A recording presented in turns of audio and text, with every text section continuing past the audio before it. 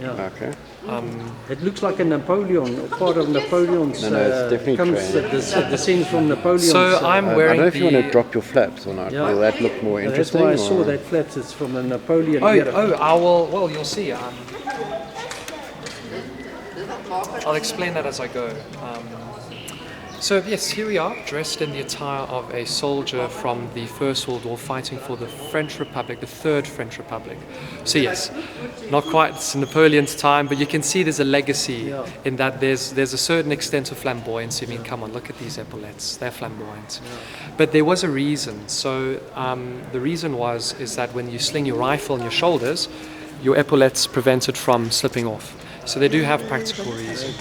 And the color is called horizon blue. So horizon blue came in many hues, but the French at the time of the Great War, they were wearing very bright uniforms of red pants, red caps, blue tunics, very, very unsuitable for modern warfare. A nice target. Nice target. Yeah. So what they would do is they had to change their uniforms in 1915 from scratch. So they literally faced a huge crisis. So the hues could range from the color of my helmet to the color of my uniform to brighter to darker, even to more like gray hues. So horizon blue is a very broad term, but I'm wearing one hue of horizon blue. And yes, starting from the bottom, I wear my ankle boots. Ankle boots were worn by every French soldier in the war. Every single soldier had his pair of ankle boots. Mine are inaccurate in that they're not hobnailed at the bottom. So they should be hobnailed with little nails, so that you'll get good grip in the dirt. Above that, I wear my puttees. And just one note before I continue: everything on my uniform is homemade. This is all homemade by myself. Sure. Absolutely, except for the gear, the equipment I'll explain now. That's not homemade, but the helmets, the uniform, the puttees, all homemade. So I tried to do it as accurate as I could. Give me a bit of leniency. Mostly from photographs. I use photographs and reproduced uniforms online as a reference. So yeah, it just shows what you can do. You know, you get a sewing machine, you can make a plan. So yeah, every soldier wore puttees in World War I. Even the Germans. So funniest story: the Germans went into the war wearing jack boots, big marching boots, in the mud. Yes, in the mud, hey guys. Then they pull their feet out the mud, and their foot came right out. Their boots stayed in the mud. So Germans adopted puttees as well. Puttees are designed to keep stones and debris out of your shoes, and yes, it's good for mud. Going up, I wear my 1915 trousers that I made, and they are piped in yellow. So yellow piping is basically a little line of color along the seam. So mine are piped in yellow, as per regulation. So again, a bit of that flamboyant legacy from Napoleon's time. Okay. Going further up, I wear my 1915 greatcoat. So the greatcoat is basically your versatile, every weather coat. This is designed to keep a soldier warm in winter, and in summer it can get a bit hot, but it's better than freezing when it gets cold. And what is so interesting is French soldiers would button it up on the sides here. So you can lower the flaps like this.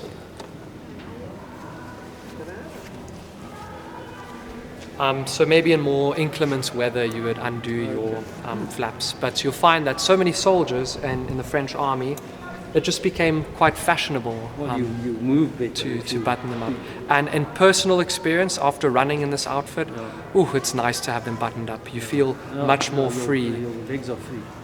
Especially when it gets a bit hotter. A weird thing about the French army is their greatcoat was intended to be worn as a primary garment, not their tunic underneath.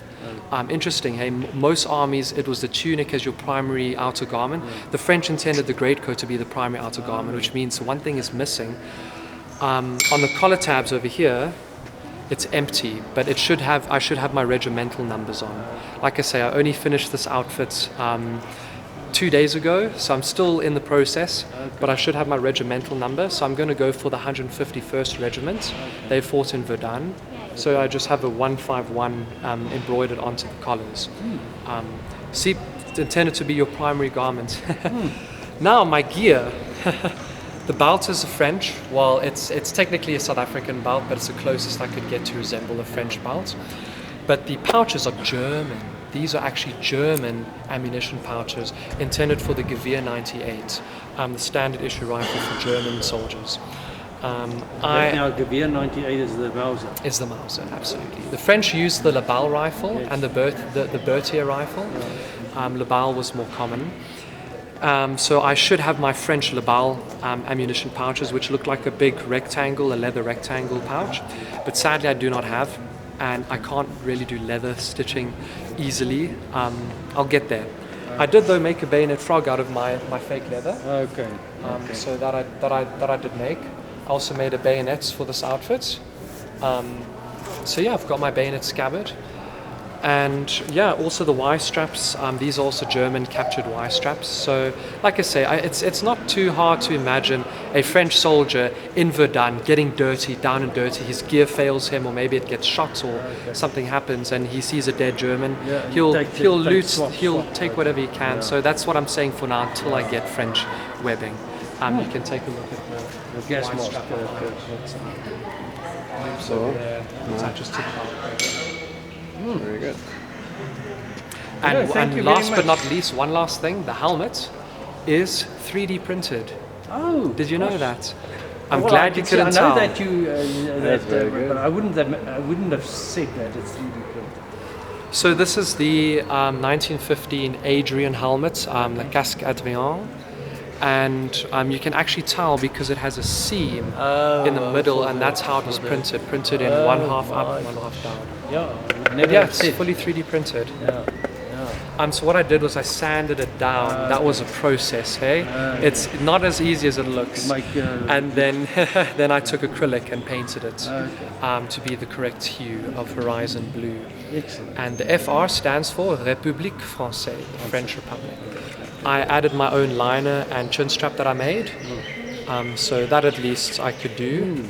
And there we go. The rest is, well, history. No, thank you very much. That's so beautiful. It's the first ending, time I've seen a French in real. Keep talking. Even I if don't mind now. if it is made by yourself, it's still, you know, I've always seen it in movies.